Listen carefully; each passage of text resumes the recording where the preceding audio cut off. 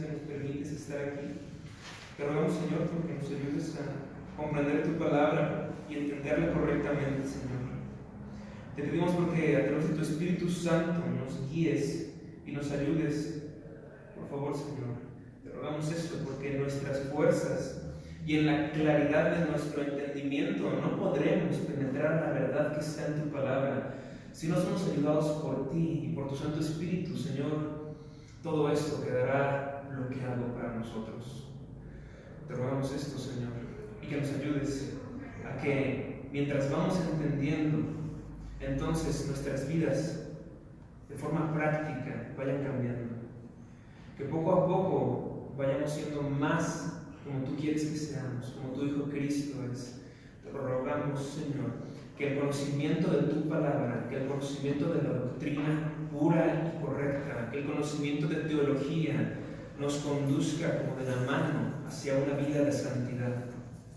Te rogamos por estas cosas, Señor, en Cristo Jesús. Amén. Amén. Amén. Bienvenidas. Sí. Bueno, pues en esta ocasión vamos a hablar de un tema que se llama hermenéutica.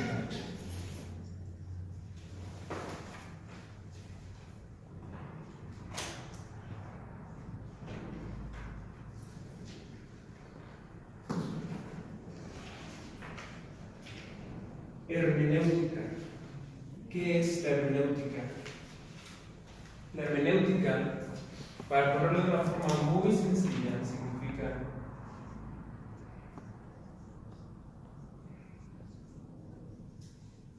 interpretación.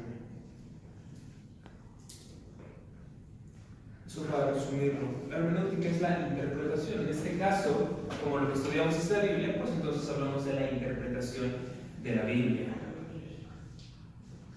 Así que, para comenzar, quiero que mencionemos algunas razones por las cuales la hermenéutica es importante, para que empecemos a agarrar un poco de interés en el tema y veamos por qué es que tenemos que conocer un poco de hermenéutica como cristianos. Entonces, hay unas razones por las cuales la hermenéutica es importante. La primera razón es el efecto noético del pecado. Ese es el término técnico. El efecto noético del pecado. ¿Cómo se escribe? Sí.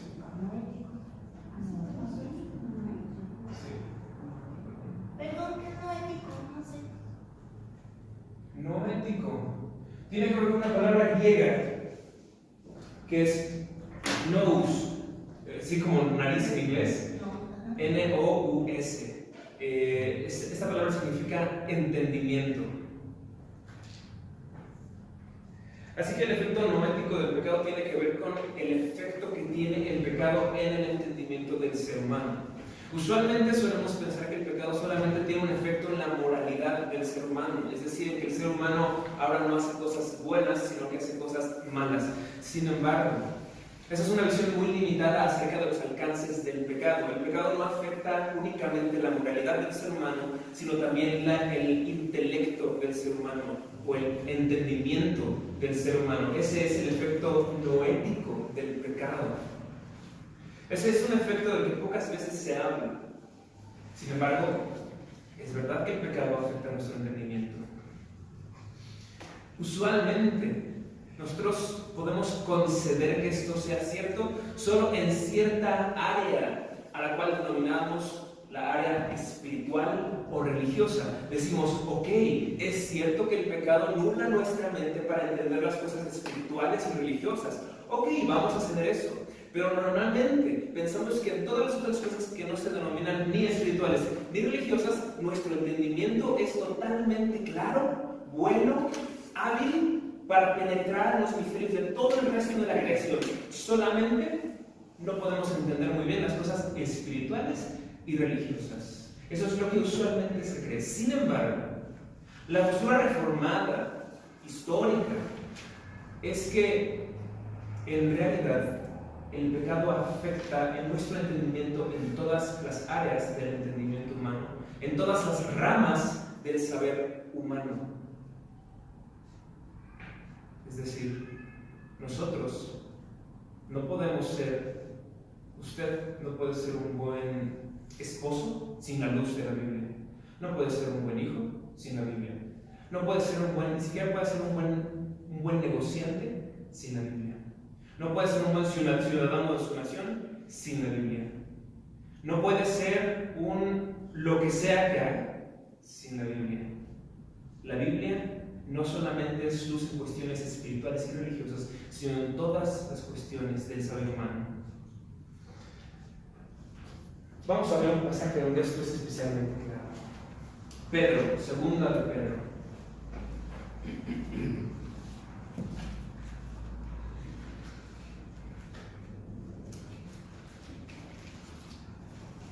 Segunda epístola del apóstol Pedro, capítulo 1, del versículo 16 al 19. Y dice esto: porque no os hemos dado a conocer el poder y la venida de nuestro Señor Jesucristo siguiendo fábulas artificiosas, sino como habiendo visto con nuestros propios ojos su majestad. Entonces el apóstol Pedro está diciendo que cuando ellos, los demás apóstoles, estaban contando acerca de Jesucristo, no estaban contando alguna fábula, alguna cosa que a ellos se les hubiera ocurrido, sino que, como dice al último, como habiendo visto con nuestros propios ojos su majestad. El apóstol Pedro dice: nosotros lo vimos, no es un invento, esto lo vivimos. Y el versículo 17 continúa diciendo: pues cuando él recibió de Dios Padre honra y gloria, le fue enviada desde la magnífica gloria una voz que decía: este es mi Hijo amado, en el cual tengo complacencia. Y nosotros oímos esta voz enviada del cielo cuando estábamos con él en el Monte Santo. Y aquí, en estos dos versículos 17 y 18, probablemente el apóstol Pedro está haciendo referencia a un evento que se le llama la transfiguración, y es cuando Cristo habló con Moisés y con Elías con una apariencia gloriosa. Y solo Pedro y Juan fueron testigos de este evento. Ninguno de los otros apóstoles lo vieron. Y entonces él está contando: nosotros vimos esto y fue algo maravilloso. Pero entonces viene el punto que queremos resaltar en el versículo 19. Dice en el versículo 19: tenemos también la palabra profética más segura, a la cual hacéis bien en estar atentos como a una antorcha que alumbra en un lugar oscuro, hasta que el día esclarezca y el lucero de la mañana salga en nuestros corazones. Y entonces Pedro dice: ok, ¿sí? Vivimos algo, tuvimos una experiencia, vimos algo fantástico, maravilloso, pero hay algo más seguro que eso. Hay algo que es de mayor peso que nuestras propias experiencias personales. Tenemos la palabra profética más segura. ¿Qué es la palabra profética más segura? Es la Biblia. Las Escrituras. Tenemos la palabra profética más segura que nuestras propias experiencias, a la cual hacéis bien en estar atentos como una antorcha que alumbra en un lugar oscuro. Y entonces Pedro compara la Biblia con una antorcha. Y esto nos recuerda a un salmo, donde dice: lámpara es a mis pies tu palabra, ¿no es cierto? Y entonces entendemos el punto que acabamos de explicar hace un momento. La Biblia es luz ante nuestro camino. Nosotros no podemos entender muchas cosas de la vida sin la Biblia. Muchas veces nuestra vida parece un lugar oscuro en el cual el siguiente paso vamos a tropezar y caer en un lugar donde no conocemos nada, porque todo está oscuro. Y entonces viene la Biblia a decir: si yo estoy ante ti, el camino va a ser claro. La cuestión entonces es: ¿cómo va a ser la Biblia lámpara a nuestros pies si no la leemos? Y aún si la leemos, ¿cómo sería lámpara a nuestros pies si no la interpretamos? Y aún si la interpretamos, ¿cómo podría ser lámpara a nuestros pies si no la interpretamos correctamente? Necesitamos tener una guía que dirija nuestra vida. Si no, todo es oscuro e incierto.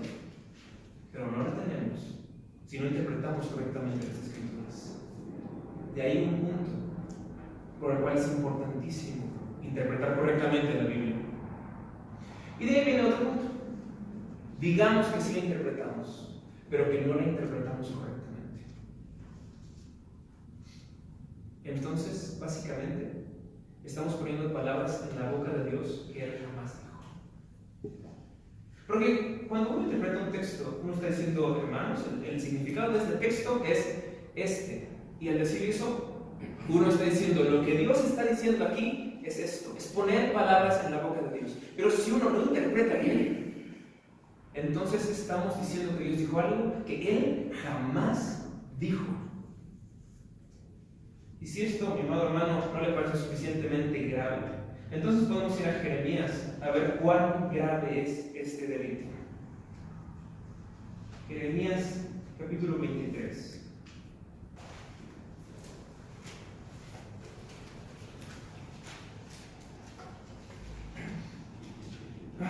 Versículos 16 al 21.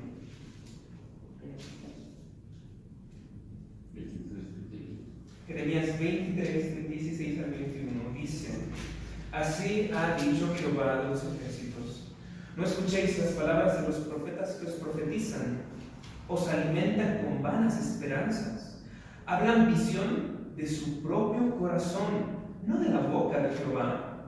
Dicen atrevidamente a los que me irritan: Jehová dijo, paz tendréis. Y a cualquiera que anda en la obstinación de su corazón, dicen, no vendrá mal sobre vosotros. Porque ¿quién estuvo en el secreto de Jehová y vio y oyó su palabra? ¿Quién estuvo atento a su palabra y la oyó? He aquí que la tempestad de Jehová saldrá con furor, y la tempestad que está preparada caerá sobre la cabeza de los malos. ¿Qué malos? Estos malos. Versículo 20: No se apartará el furor de Jehová hasta que lo haya hecho y hasta que haya cumplido los pensamientos de su corazón. En los posteriores días lo entenderéis cumplidamente. No envié yo a aquellos profetas, pero ellos corrían. Yo no les hablé, mas ellos profetizaban. Y entonces Dios está diciendo, yo no dije nada, yo no dije eso. Y ellos van y dicen, Jehová dijo esto, Jehová dijo aquello. Y la manera en la que Dios se refiere al juicio que va a caer sobre estas personas es tremenda. Así que cuando nosotros interpretamos incorrectamente la Biblia y entonces ponemos palabras en la boca de Dios que Él jamás ha dicho, esta maldición es para nosotros. Es terrible, es tremendo. Y es por eso que es tan importante interpretar bien la Biblia. Y una última razón. Precisamente estamos muy cerca de celebrar los 501 años de la Reforma Protestante. Y esta última razón tiene que ver con la Reforma Protestante.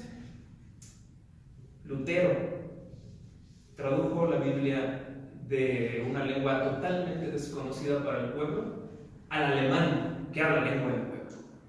¿Por qué Lutero, Martín Lutero, precisamente en la playera? ¿Por qué Martín Lutero hizo eso?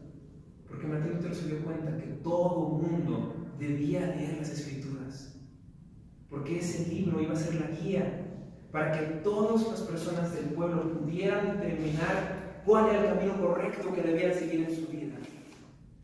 Y junto con él, después en la historia se registró y se siguió registrando que la sangre de los mártires fue derramada para que el pueblo pudiera tener en su propia lengua una Biblia. Gente murió, la iglesia mató personas, porque esas personas tradujeron la Biblia. Gente derramó su sangre para que usted y yo hoy pudiéramos leer la Biblia. En aquella época, nadie podía tener acceso a la Biblia. En aquella época solamente ese grupo de personas denominadas el clero, los expertos en la Biblia, eran los únicos que podían leerla. Y después, ellos eran los únicos que podían dársela a conocer al pueblo, porque el pueblo, inculto, no podía leerla directamente. En nuestro día de hoy, parece que hemos vuelto un poco a esa idea. Y de repente pensamos, no, es que yo no puedo leer la Biblia directamente, yo tengo que esperar a que el pastor me la interprete, a que alguien que sepa me diga. Eso es lo que pasaba en la época de Martín Lutero. Y él dijo, no, todo el mundo tiene que leerla. Y derramó su sangre por eso, junto con muchos otros mártires. La mejor manera en la que podemos declarar que no la derramó leyendo la Biblia. Y después, interpretándola correctamente, ¿no? Entonces, bueno, estas son algunas razones por las cuales es importante, obviamente, primero leer la Biblia y después de eso, interpretarla correctamente. Pero ahora que hemos mencionado estas razones, quiero mencionar 3 métodos de interpretación bíblica que son erróneos, que están equivocados.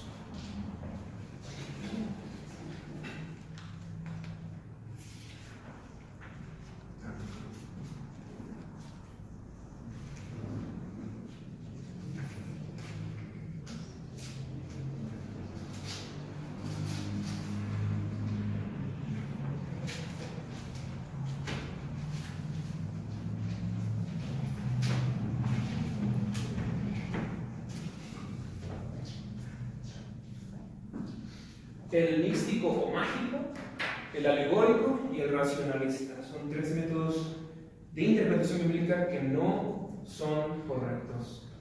Entonces empecemos por el primero, el método místico o mágico. Es uno muy sencillo. Es uno que de hecho en muchas iglesias actualmente en México, aquí en el Estado de México y en Ciudad de México también, muchas iglesias utilizan este método místico o mágico. ¿En qué consiste este método?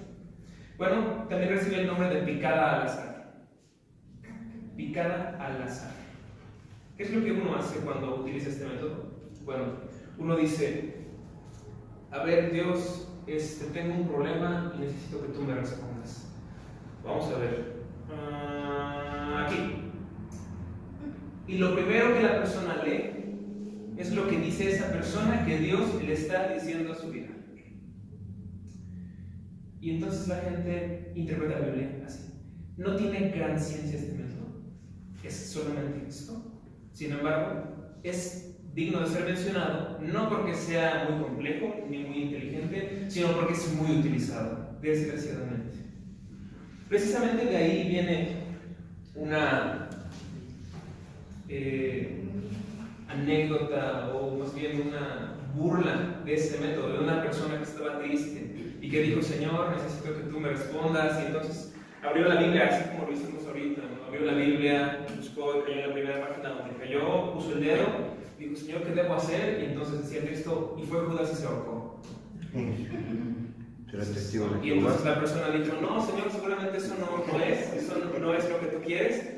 A ver, y la volvió a abrir, y puso el dedo y decía, ve y haz tú lo mismo, ¿no? Entonces, evidentemente, esta forma de interpretar la Biblia no puede dar resultados buenos, pero es utilizado.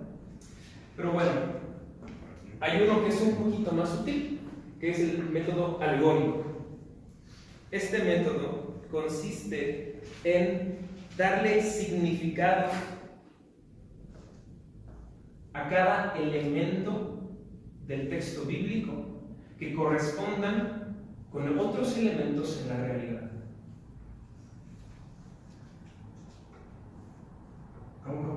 Es darle significados a cada elemento del texto bíblico que correspondan con otros elementos en la realidad. Y ahorita esta definición va a ser mucho más clara.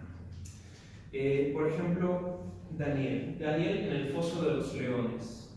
Una interpretación alegórica dice, bueno, hermanos, el foso de los leones es nuestra vida, este mundo, estamos encerrados aquí.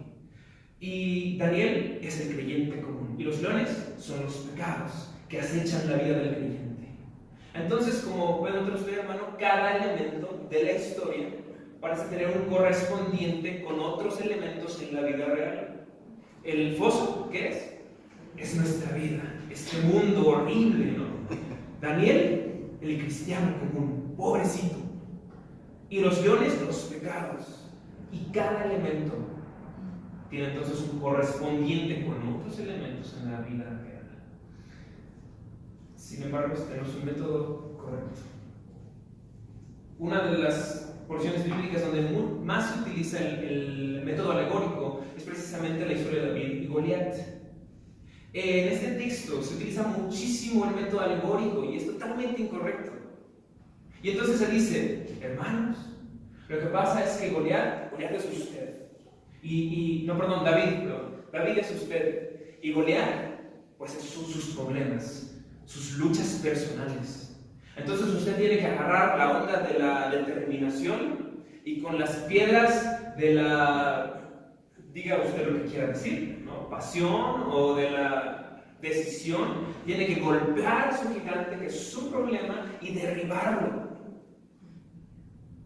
Y entonces cada elemento en la historia tiene un correspondiente con la realidad. La cuestión en el método alegórico es cómo uno determina qué elemento ponerle a cada elemento bíblico, qué correspondiente ponerle a cada elemento bíblico, cómo uno saber que David soy yo y que Goliat es mis problemas, ¿por qué Goliat soy yo?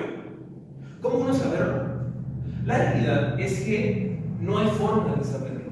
El único parámetro es que suene bonito y que a la gente le guste. Este es el método alegórico.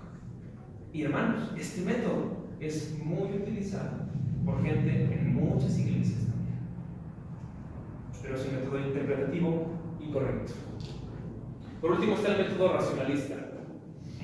Y este último método ya tiene un poco más de reputación de ser un método intelectual. De ser un método que se utiliza por gente que son eruditos y grandes pensadores. Precisamente ya la palabra racionalismo nos hace pensar en gente que piensa mucho. Bueno, ¿en qué consiste el método racionalista? El método racionalista consiste en quitar los mitos del texto bíblico para llegar a la enseñanza verdadera. Quitar los mitos del texto bíblico para llegar a la enseñanza verdadera. Este método es utilizado, y lo voy a decir, hermanos, en seminarios presbiterianos. Y a jóvenes seminaristas presbiterianos, tristemente, se les enseña a interpretar la Biblia de esta manera, totalmente incorrecta. ¿Cómo es? Algunos ejemplos del método racionalista. Por ejemplo, la alimentación de los 5,000. ¿Recuerda usted cuando Jesús alimentó a 5,000 personas? Bueno, aparentemente pasó algo sobrenatural en ese momento, ¿no es cierto? Pasó que se partió los peces y los panes, y entonces esos peces y los panes quedan solamente, ¿cuántos? Dos. Así es. Bueno, muy poquitos, ¿no? Pero esos dieron para 5,000 personas, y pues decimos, bueno, es algo sobrenatural. ¿Qué dice el racionalista? Dice, no, de cuando acá vas a partir un pan, unos peces y va a dar. No, eso no sucede, eso no pasa. Son mitos que se pusieron en la Biblia, cosas. No es cierto esas cosas, ¿no? En realidad, lo que uno tiene que hacer es quitar esas cosas mitológicas para llegar al verdadero mensaje. ¿Cuál es? En realidad lo que pasó ahí fue el milagro de que todos compartieron. Por eso alcanzó para todos. La gente compartió con el que estaba a su lado, lo que tenía, todos compartieron con el que estaba a su lado y entonces alcanzó para 5,000 personas. ¡Ay, qué bonita enseñanza! Hay que ser compartidos. Y niegan todo lo que pueda sonar sobrenatural en la Biblia. ¿Qué hay, por ejemplo, de la resurrección de Cristo? También lo niegan. Porque de cuando acá los muertos resucitan. Eso no pasa. ¿Qué es lo que verdaderamente sucedió? Lo que verdaderamente sucedió, según los racionalistas, es que el recuerdo del amor de su maestro revivió en los corazones de los discípulos. Eso fue lo que revivió. ¡Ay, qué bonita enseñanza! Y eso es lo que es. El método racionalista tampoco es un método correcto, y sin embargo se enseña en seminarios presbiterianos. ¿Por qué? Pues porque suena muy intelectual.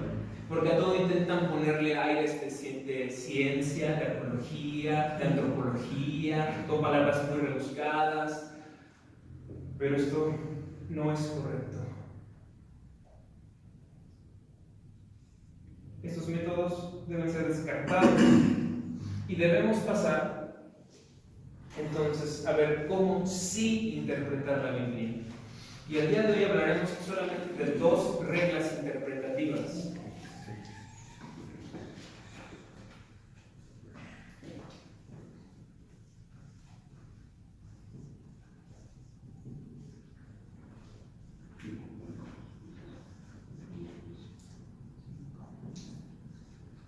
Y esta es importantísima, es vital. Contexto.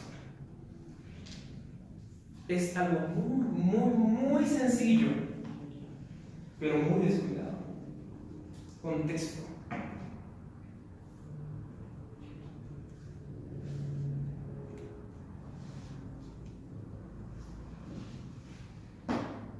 ¿Qué es el contexto? El contexto es lo que se dice antes y después de la porción que vamos a analizar, de la porción del texto, ya sea grande o pequeña. Vamos directamente a los ejemplos para que esto sea mucho más claro. Filipenses 4:13. ¿Para qué lo buscan? Queremos saber si Tal vez hoy no se lo sepa. Filipenses 4:13. Si alguien lo sabe de memoria, puede decirlo. ¿Qué dice Filipenses 4:13? racionalistas. Todo lo puedo en Cristo que me fortalece. Todo lo puedo en Cristo. Yo creo que por excelencia es el texto más mal interpretado de todo el cristianismo. Más mal interpretado. ¿Cómo se utiliza Filipenses 4:13? Por ejemplo, si yo necesito pasar mi examen el día de mañana, que tengo clases de matemáticas, vamos a decir, y digo, ay, es que no puedo, está muy difícil, pero luego me recuerdo, no, es cierto, sí puedo. ¿Por qué? Porque todo lo puedo en Cristo que me fortalece. Claro que sí puedo, ¿no?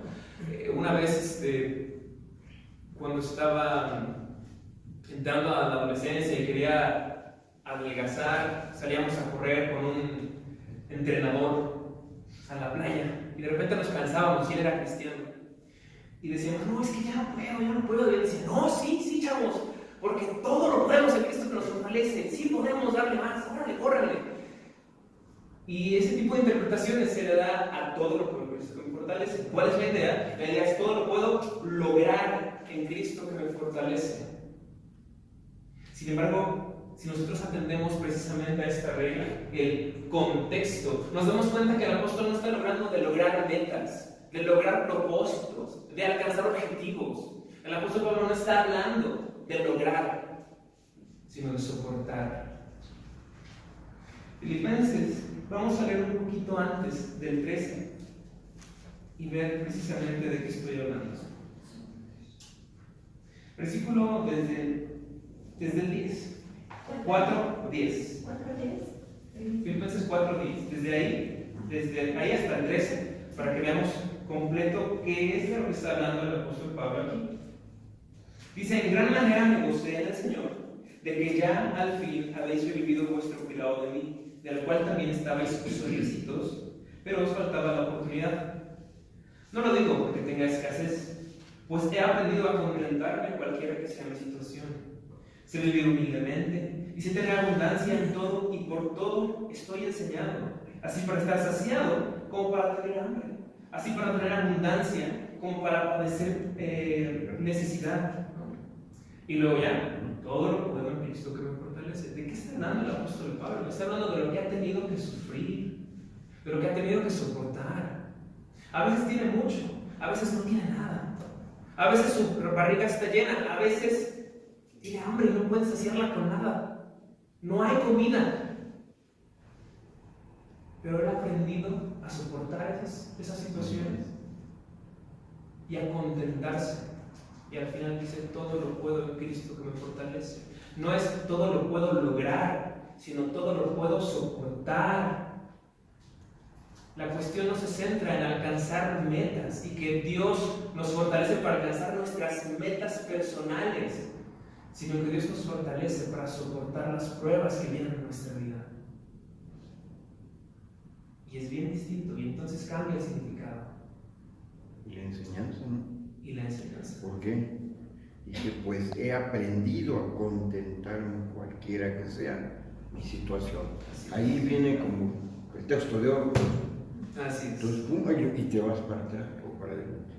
Así es. El contexto. Así es. Y es que más bien la forma en la que debemos utilizarlo Es cuando una persona está pasando por una prueba entonces. Y cuando esa persona dice, ¿sabes qué? No, no puedo. Esto me sobrepasa. Va más allá de mis capacidades. No puedo con esta prueba. Y entonces, ahí sí aplica. No, sí puedes. Porque todo lo puedes soportar en Cristo que te fortalece. No lograr, no tus metas, no tus objetivos. No, soportar las pruebas que llegan a nuestras vidas. Y es bien distinto entonces. Entonces, este texto es muy, muy abusado.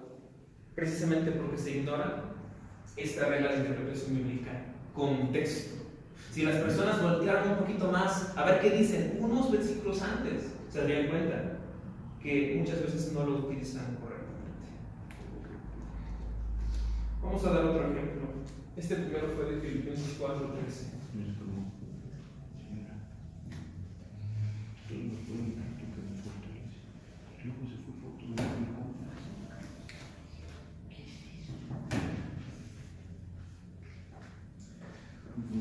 Ahora hablemos de otro. Apocalipsis 3:20.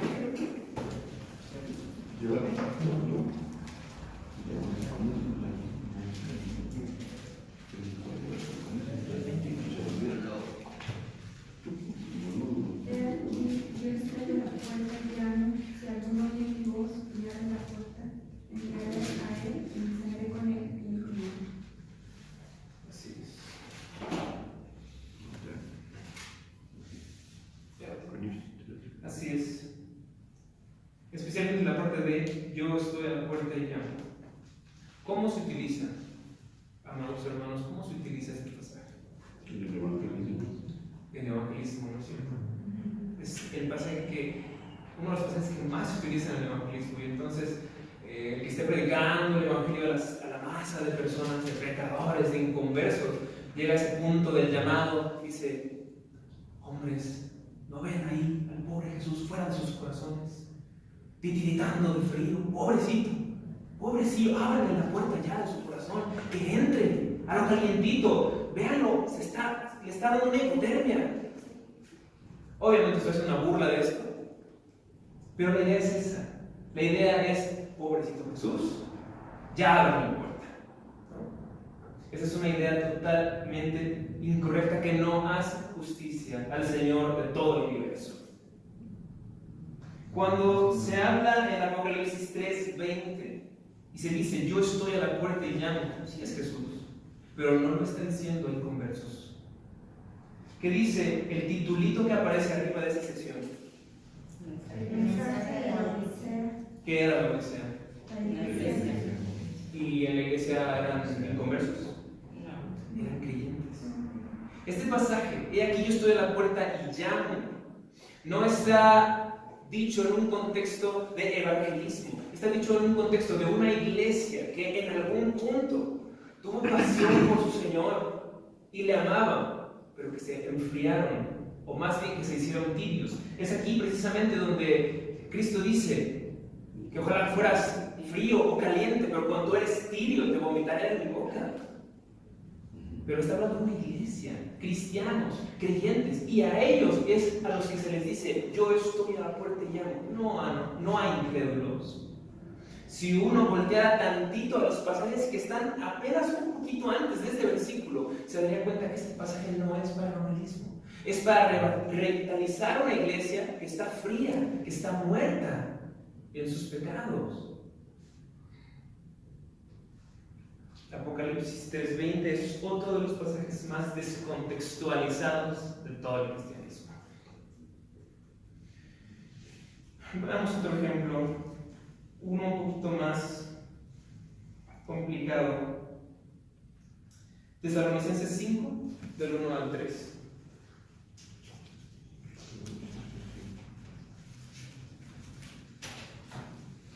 ¿Primero? Sí, primero.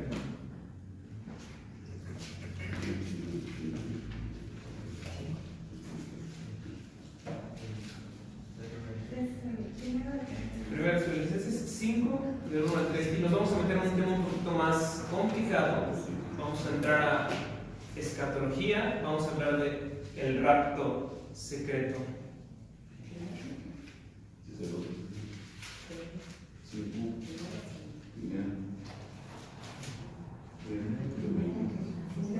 Primera de Tesalonicenses 5, de los versículos 1 al 3.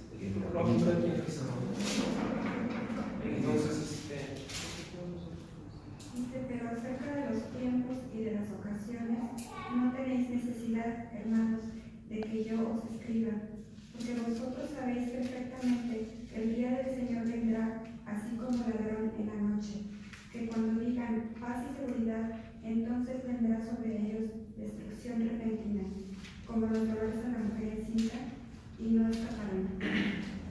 ok. Especialmente el versículo 2, cuando dice que el Señor vendrá así como ladrón en la noche.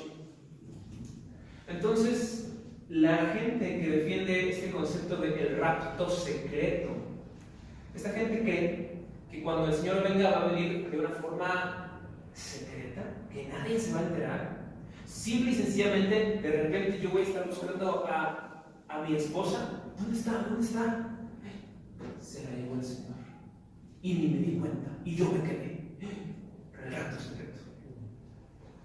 Muchas iglesias tienen esta forma de pensar, que verdaderamente va a haber una especie de rapto secreto. Y precisamente usan este pasaje para basarse en esta idea, que el Señor vendrá como un ladrón en la noche. ¿Cómo vienen los ladrones en la noche? ¿Avisan? No avisan, ¿verdad? Vienen de forma secreta, nadie los ve. Entran y luego se van y hasta la mañana siguiente, ¡ay!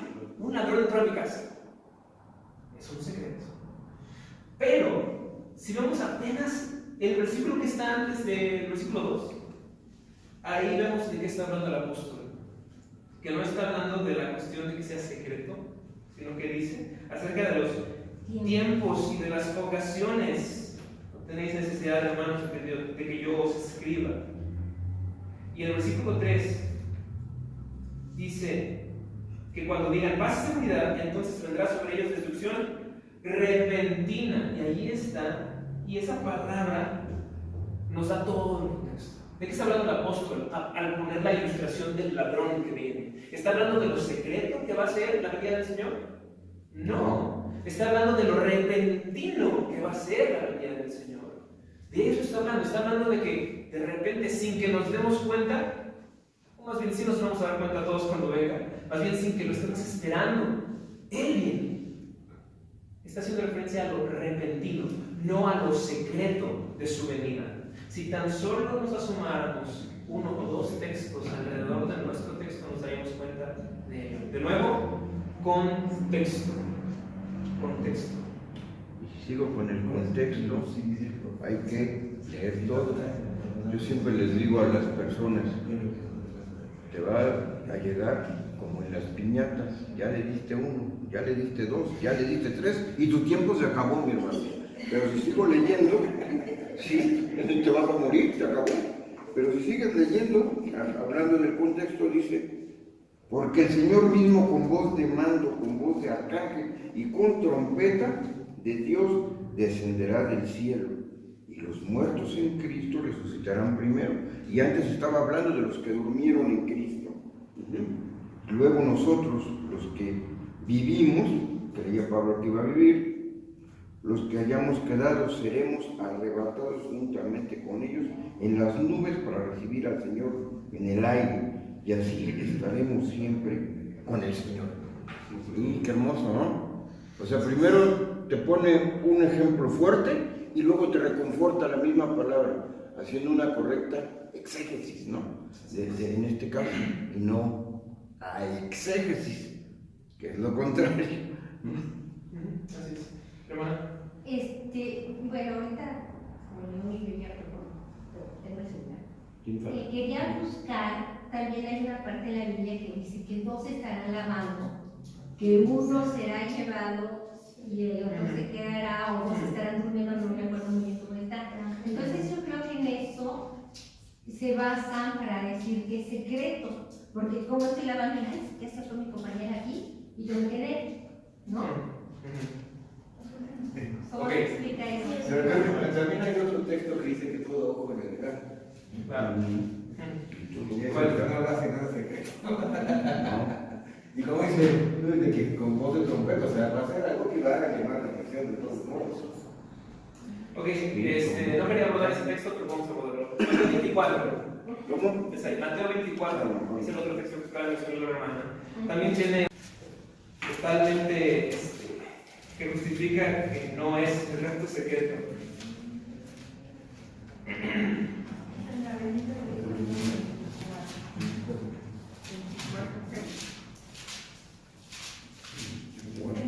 A partir del versículo 36.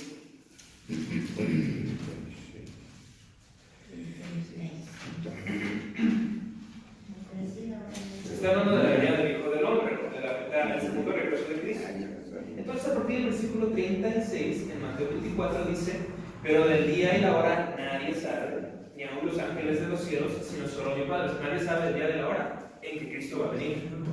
Dice: mas como en los días de Noé, así será la venida del Hijo del Hombre.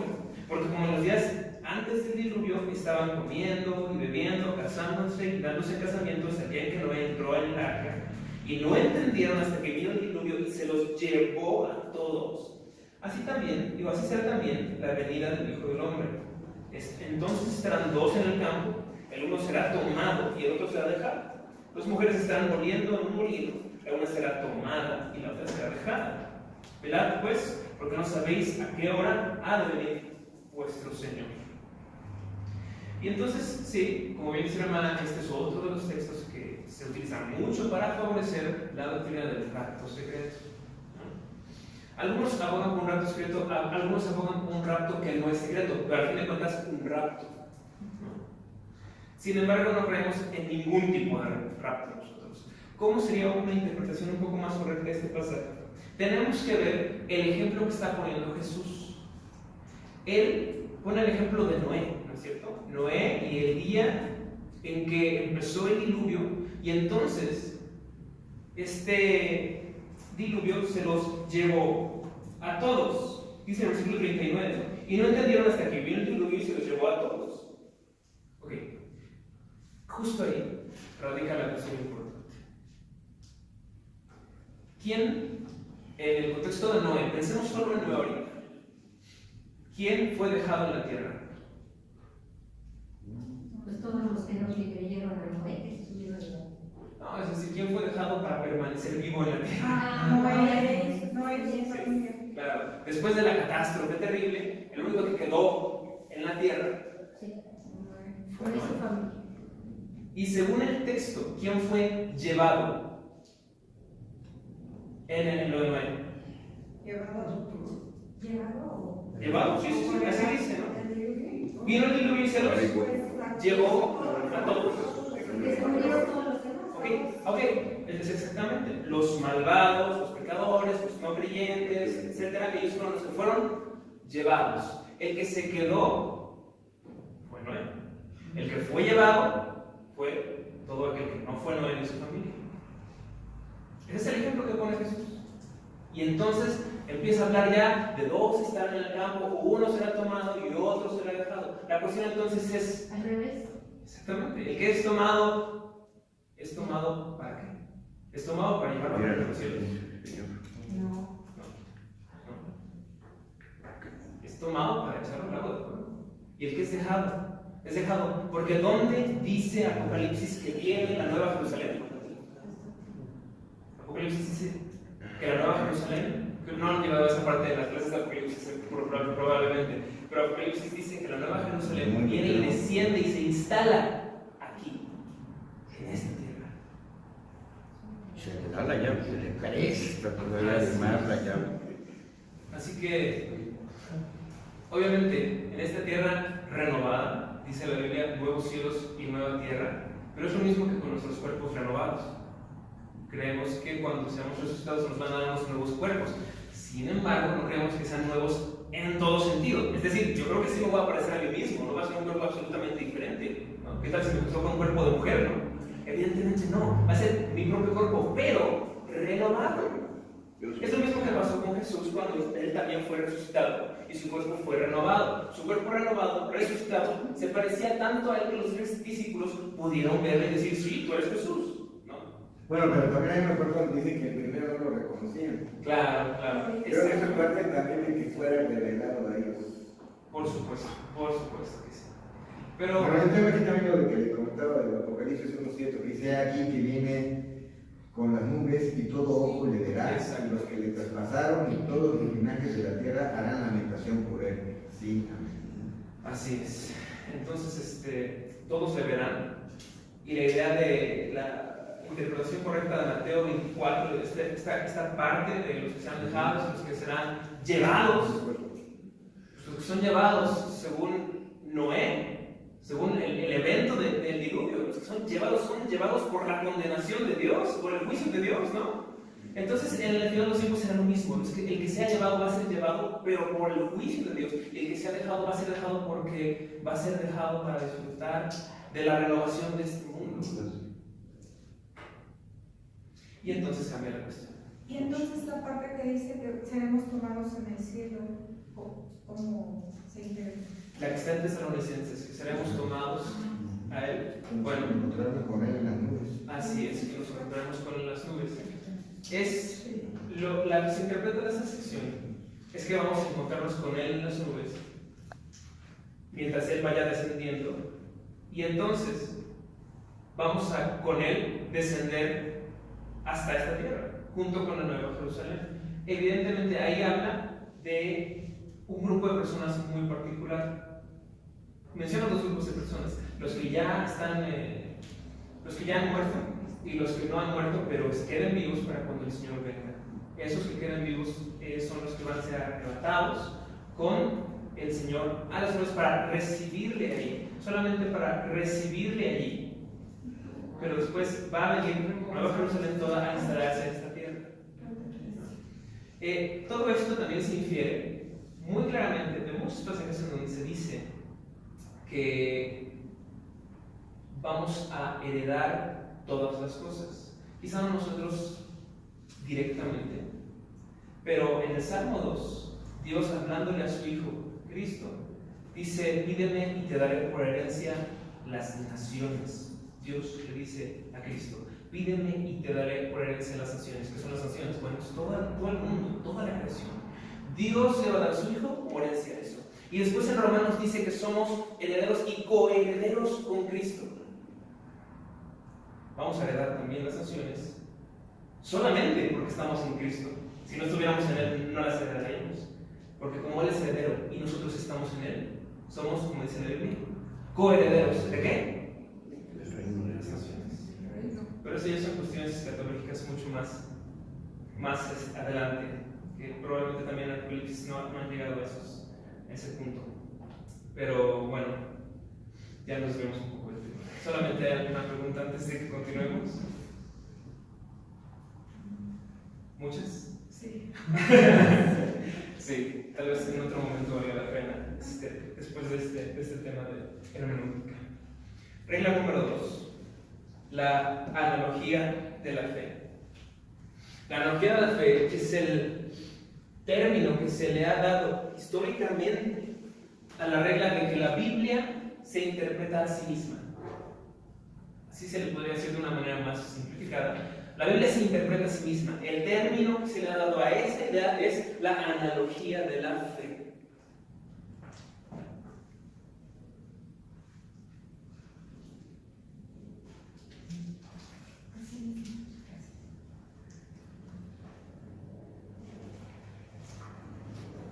Busquemos 1 Crónicas 29, por favor. Juan, capítulo 1, versículo 29. Juan, el Evangelio. Sí.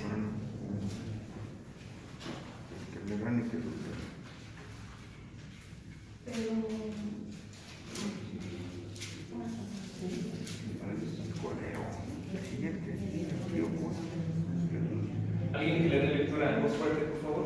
El siguiente día vio Juan a Jesús que venía a él y dijo: He aquí el Cordero de Dios que quita el pecado del mundo. ¿Y qué significa eso? ¿Sí? Juan vio a Jesús y dijo: He aquí el Cordero de Dios que quita el pecado del mundo. ¿Qué significa eso? ¿Cómo entenderlo? ¿Qué nos ayuda a entenderlo? Los hebreos ya sabían, como ellos sacrificaban corderos, ellos sí lo entendían perfectamente, ¿no? Así es. Y los corderos que ellos sacrificaban, pues eran para para quitar el pecado de ellos por medio del Cordero. Así es. Especialmente en Levítico, el primer capítulo de Levítico, nos habla de la expiación de los pecados. Y Dios dice precisamente que debe llevar, cualquier persona del pueblo que quiere expiar sus pecados debe llevar un cordero. Y ese cordero va a ser puesto en el altar. La persona que quiere expiar su pecado va a poner su mano sobre la cabeza de ese cordero. Y entonces ese cordero va a ser degollado y por el derramamiento de su sangre iba a realizarse la expiación de los pecados de esa persona. Y eso está en la Biblia, en Levítico. Pero eso que está en la Biblia en Levítico precisamente nos ayuda a entender Juan 1:29. Si nosotros no conocemos eso que está en la Biblia, en otra parte, ya no estamos hablando de contexto.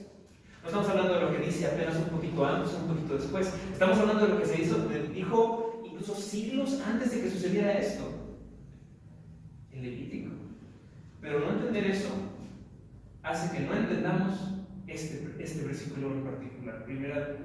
Juan 1:29, donde Cristo, como el Cordero de Dios que quita el pecado del mundo, es proclamado como aquel que va a morir y va a derramar su sangre para limpiar los pecados. Solo en esa frase, todo eso, ¿no? Cordero de Dios que quita el pecado del mundo. Eso es que la Biblia interpreta a la Biblia. Muchas personas intentan ver en este tipo de versículos más bien que vamos a decir, la biología interpreta la Biblia. ¿Cómo es eso? Bueno, por ejemplo, aquí, el Cordero de Dios que quita el pecado del mundo. A ver, vamos a estudiar los corderos. ¿Cómo son? A ver, el cordero es un animal dócil, es un animal manso. Aquí está diciendo entonces que Jesús es dócil, y con su docilidad y con su mansedumbre va a quitar el pecado del mundo. Y entonces la gente toma, no de la misma Biblia, sino de otras fuentes, y dice, esto va a interpretar la Biblia.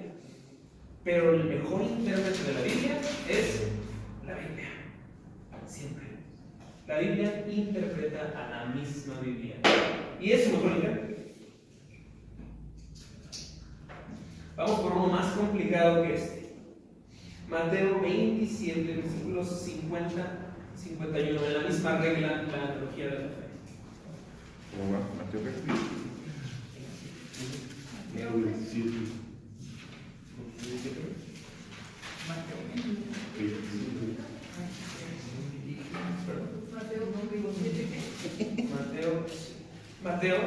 Mateo 27, versículos 50 y 51.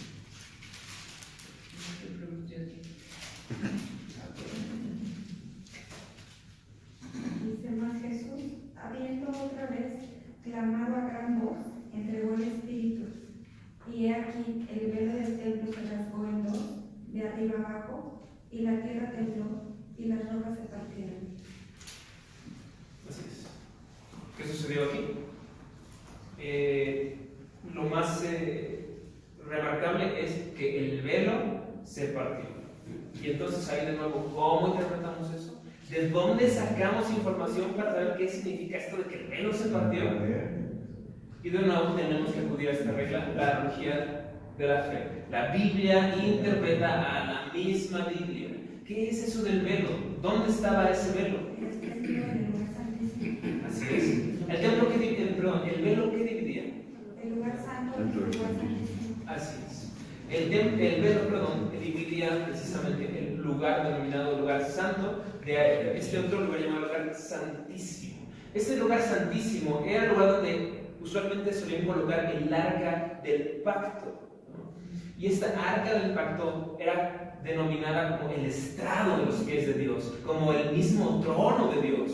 Se creía entonces que donde estuviera el arca estaba la presencia de Dios. Y es por eso que nadie podría entrar al lugar santísimo, excepto el sumo sacerdote, una vez al año, para hacer expiación por los pecados de todo el pueblo. Y solo podía entrar después de una limpieza ritual exhaustiva. Y si este sumo sacerdote entraba al lugar santísimo de forma indigna, este sumo sacerdote iba a morir. ¿Por qué? Porque Dios no aceptaría ante su presencia ni la más mínima mancha. de pecado.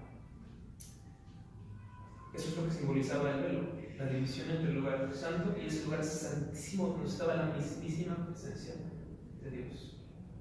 Y cuando Cristo murió, ¿qué pasó? El velo se rasgó. ¿Qué significa eso? Apertura. Directo hacia Apertura directa hacia Así Dios. es. Y físicamente sí se rasgó. Así es. Y eso no fue suficiente para que los fariseos creyeran. Ay, debía haberlo sido. Eso nos recuerda a la parábola, o a la sección de Lázaro y el rico. Lázaro, que era un pobre, y este otro rico, que los dos mueren, y Lázaro, el pobre, se va hacia el cielo y el rico se va al infierno.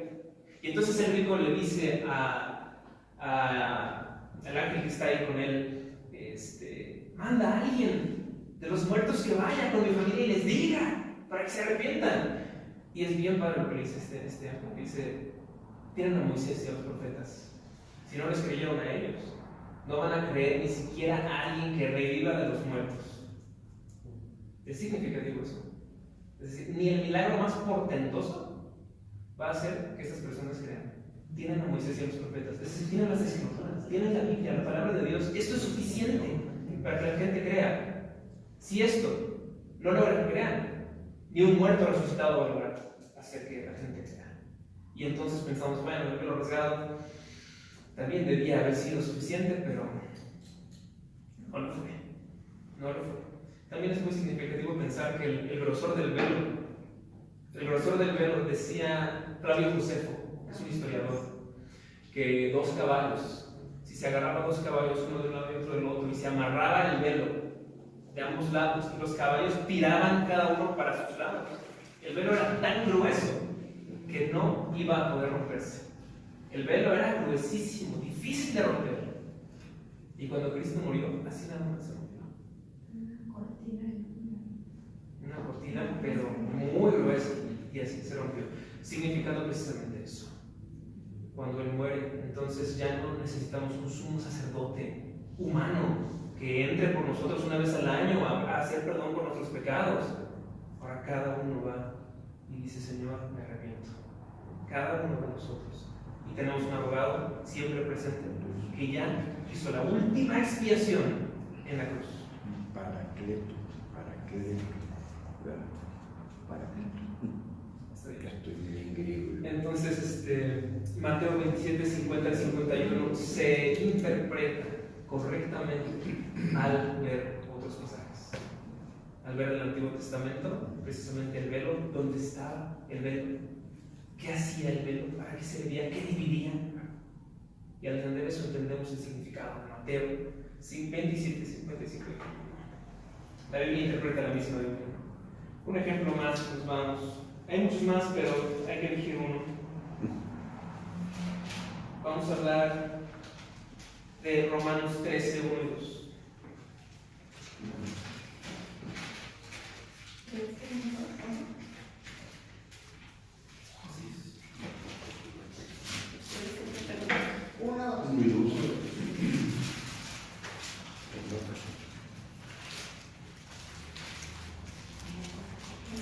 Sométase toda persona a las autoridades superiores, porque no hay autoridad sino de parte de Dios, y las que hay por Dios han sido establecidas.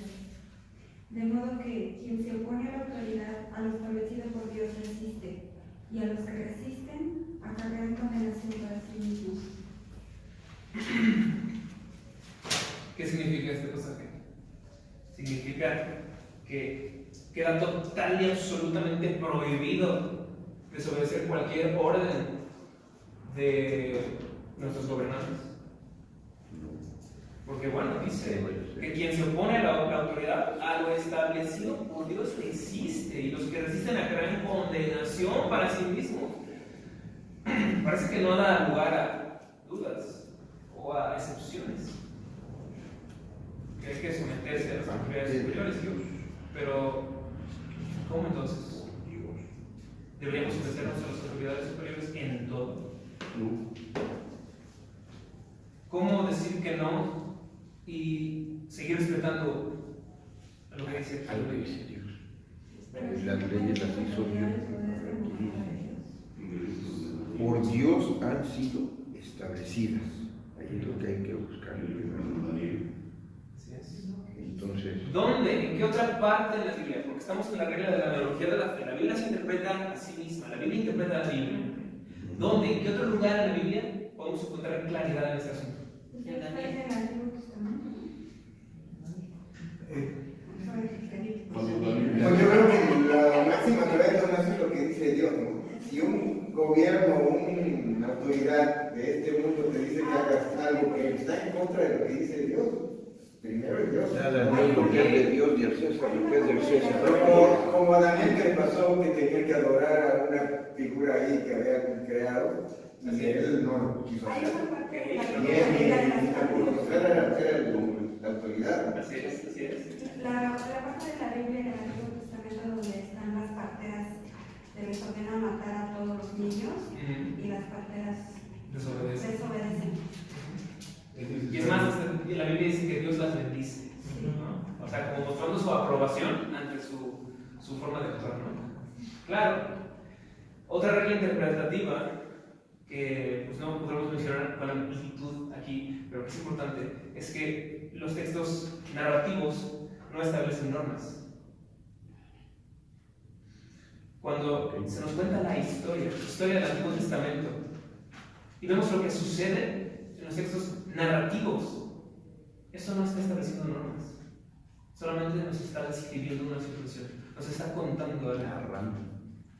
Esto sucede, por ejemplo, con el texto de Gedeón, cuando él quiere saber si Dios se le apareció y entonces deja un paño en el pasto y dice: Señor, si a la mañana siguiente amanece mojado el paño, pero todo lo demás alrededor está seco, entonces voy a saber que tú eres el que me estás enviando. Y si sucede. Y luego dice: a ver, una más, Señor. Lo voy a volver a dejar, y si amanece seco y el resto todo mojado, entonces ahora ya sí voy a saber que tú eres el que me estás sanando. Y si sucede. Y la gente dice: ahí está. Dios está estableciendo la norma, la regla, de que podemos probarlo y podemos pedirle señales y que entonces Él nos va a responder. Pero los textos narrativos no establecen normas. Dios no está diciendo: háganlo. Todos los creyentes de toda la historia pueden hacer esto mismo y va a suceder siempre que yo voy a responder. No hay normas en los textos narrativos. Y por esta razón, no es tan fácil decir que lo que sucedió con las parteras o lo que sucedió con Daniel puede ser normativo para nosotros. Y se vuelve un poco más difícil que eso, ¿no? Tenemos un lugar un poco más explícito. Esos podrían servir, pero tenemos un lugar mucho más explícito que es Hechos 5. 5, 27 y 28.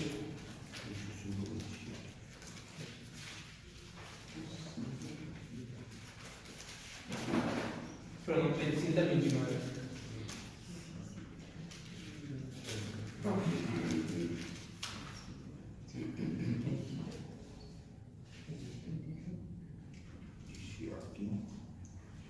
Hechos 5, 27 al 29 dice: cuando los trajeron, los presentaron en el concilio. ¿A quiénes? Déjenme contar un poco. Trajeron a los apóstoles. A Pedro los trajeron ante el concilio porque estaban predicando de Cristo. Entonces se les llevó ante el concilio al apóstol Pedro y a Juan, si mal no recuerdo. Y entonces dice: cuando los trajeron y los presentaron ante el concilio, el sumo sacerdote les preguntó, diciendo: ¿no os mandamos estrictamente que no enseñasen en ese nombre? ¿En el nombre de quién? En el nombre de Jesús, ¿no? Y ahora habéis llenado a Jerusalén de vuestra doctrina y queréis echar sobre nosotros la sangre de ese hombre, del cuerpo de Jesús. Es decir, estaban culpando a las autoridades religiosas de su tiempo de que ellas fueron las responsables por la muerte de Cristo. Y estaban predicando la doctrina de Cristo, ¿no? Y entonces ellos les habían prohibido, estas autoridades les habían prohibido a los apóstoles en general predicar a Jesús. Y responde Pedro en el versículo 29. Dice: respondiendo Pedro y los apóstoles dijeron: es necesario obedecer a Dios antes que a los hombres. Y la Biblia interpreta a la misma Biblia. Y ahí está. Es necesario obedecer a Dios que a los hombres. Y ahí está claro como el agua. Entonces ahí está la norma. ¿Debemos obedecer a nuestras autoridades civiles? Sí, pero tenemos que obedecer a Dios antes que a los hombres. Esto significa que cuando nuestras autoridades nos mandan algo que va en contra de lo que Dios manda, entonces no solamente podemos, sino que debemos desobedecer. Porque es necesario obedecer a Dios antes que a los hombres. La cuestión aquí, hermanos, es que es peligroso cuando nosotros ignoramos esta regla y tomamos los textos de forma aislada y pensamos que podemos decir que este texto, como no da lugar a ninguna cosa que pueda hacer que sea distinto, es decir, el texto de Romanos 13, parece que dice siempre hay que obedecer y no hay excepciones. Si tomamos solo ese texto, entonces vamos a llegar a una conclusión equivocada. Entonces lo que aprendemos es que tenemos que tomar, para interpretar por lo menos un solo texto, tenemos que tomar lo que dice el resto de la Biblia sobre ese punto que estamos interpretando. Y aquí notamos en Hechos 5 que no es en todo, sino solamente es en aquello en lo cual las autoridades no están en discordancia con lo que Dios manda, ¿no? Entonces, bueno, estas son dos reglas de interpretación bíblica. Contexto, como vimos bien, se trata de que vemos lo que está alrededor del texto que estamos analizando y vemos qué es lo que está diciendo, qué es lo que se dijo antes, qué es lo que se dice después, y eso nos va a servir para interpretar el texto que estamos utilizando, que estamos interpretando. Esa fue la primera regla, contexto. La segunda regla, analogía de la fe. Vemos ya no que la respuesta está alrededor de nuestro texto, sino que está quizá en alguna otra parte de la Biblia, porque la regla entonces es que la Biblia interpreta a la Biblia. Siempre tiene que ser así. Conclusiones aberrantes son a los que algunos teólogos han llegado por interpretar la Biblia sin hacerle caso a lo que dice la Biblia en otras partes, verdaderamente. Teología como teología o doctrina de la prosperidad, donde se dice que si los creyentes son pobres, entonces están en pecado, que los creyentes tienen que ser ricos, porque Cristo dijo, tendréis vida y la tendréis en abundancia. Y toman ese versículo e ignoran el resto de todo lo que dice la Biblia y establecen una norma a través de eso. Entonces no están haciendo esto. Y así también con muchas otras ideas y doctrinas que son equivocadas. Y estarían bien si simple y sencillamente interpretaran la Biblia como dice. Bueno, hay muchas otras normas de interpretación bíblica que podríamos mencionar, pero por cuestiones de tiempo pues ya no alcanza a mencionar más normas, más reglas de interpretación bíblica. Hasta este punto, ¿hay alguna pregunta? Sí.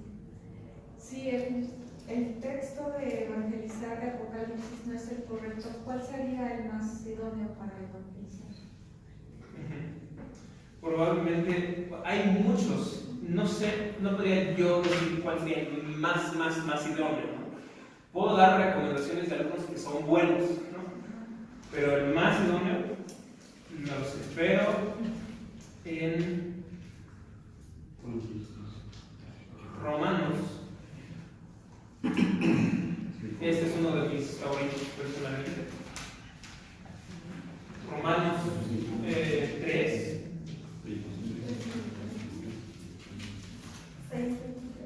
No, 3.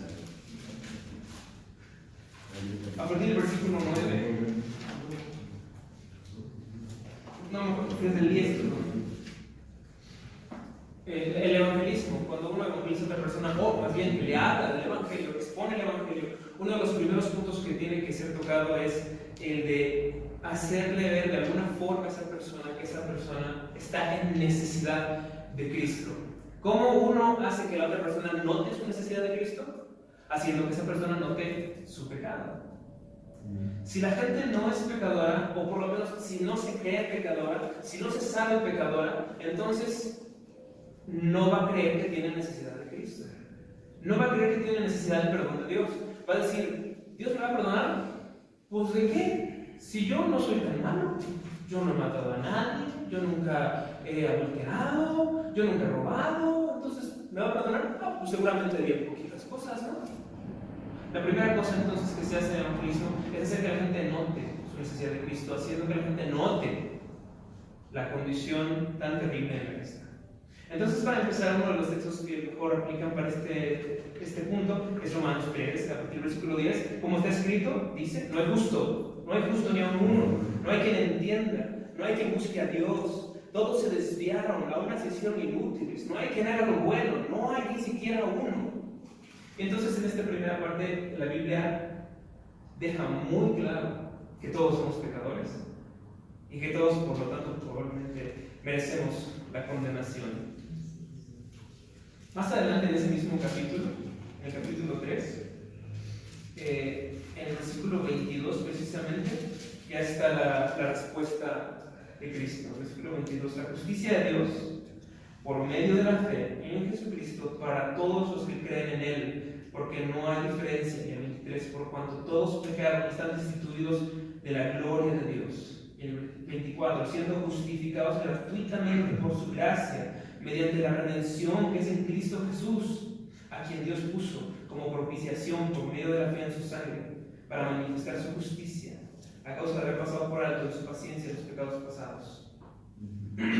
Y justamente en este capítulo 3 es precisamente uno de los mejores capítulos para empezar a exponer el Evangelio. Primero se hace ver la necesidad de Cristo, haciendo que la gente note su pecado, y después se habla diciendo: pero hay una salida. Sí. En el 5.1 también. En el 5.1, y este es otro de los mejores textos: justificados pues por la fe, tenemos paz para con Dios por medio de nuestro Señor Jesucristo. Por supuesto que sí. Romanos 5.1. Y muchos más en Romanos. Por eso digo, sería difícil decir uno. En que siendo aún pecadores. Claro, sería bien complicado. También está en Romanos, Así es. Así es. 5.8. Sí.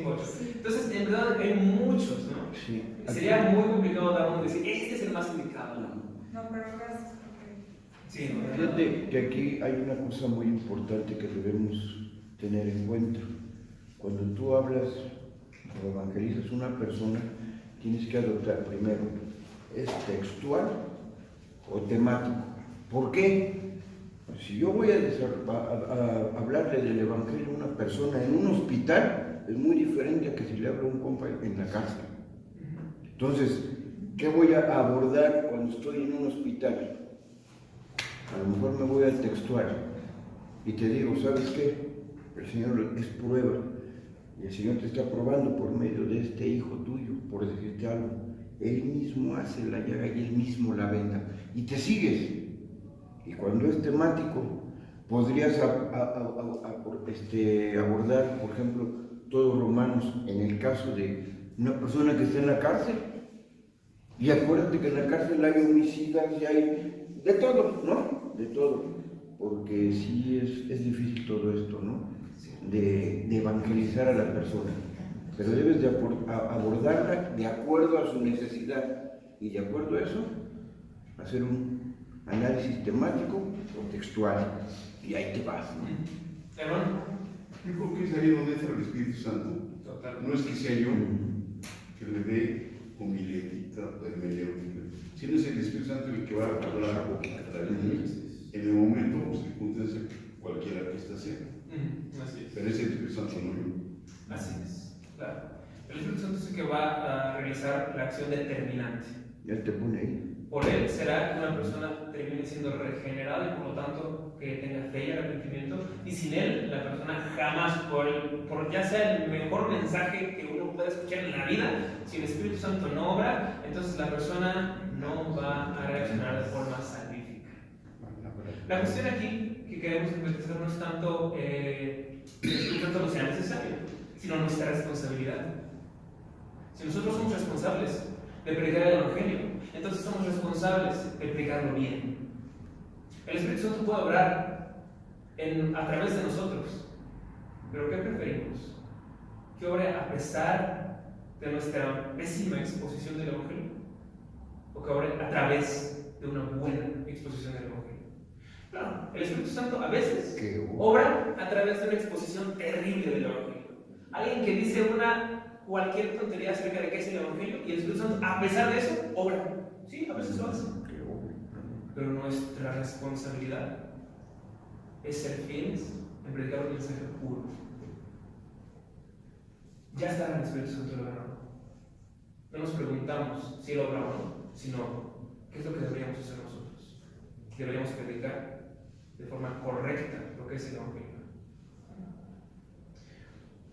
Solamente para poner un pequeñísimo ejemplo, es esta forma de predicar de Dios te ama y tiene un plan maravilloso para tu vida. Eso suena muy bonito, pero eso no es el Evangelio. No es, definitivamente no es el Evangelio.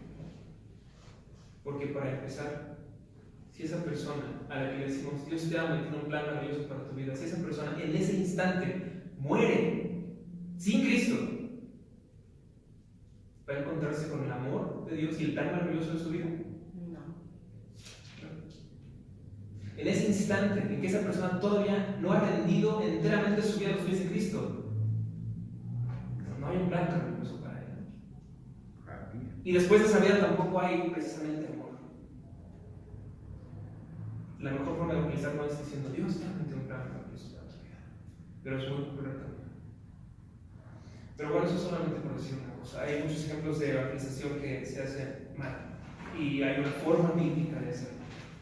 Pero eso será harina de otro costal, otro tema, este no es el tema.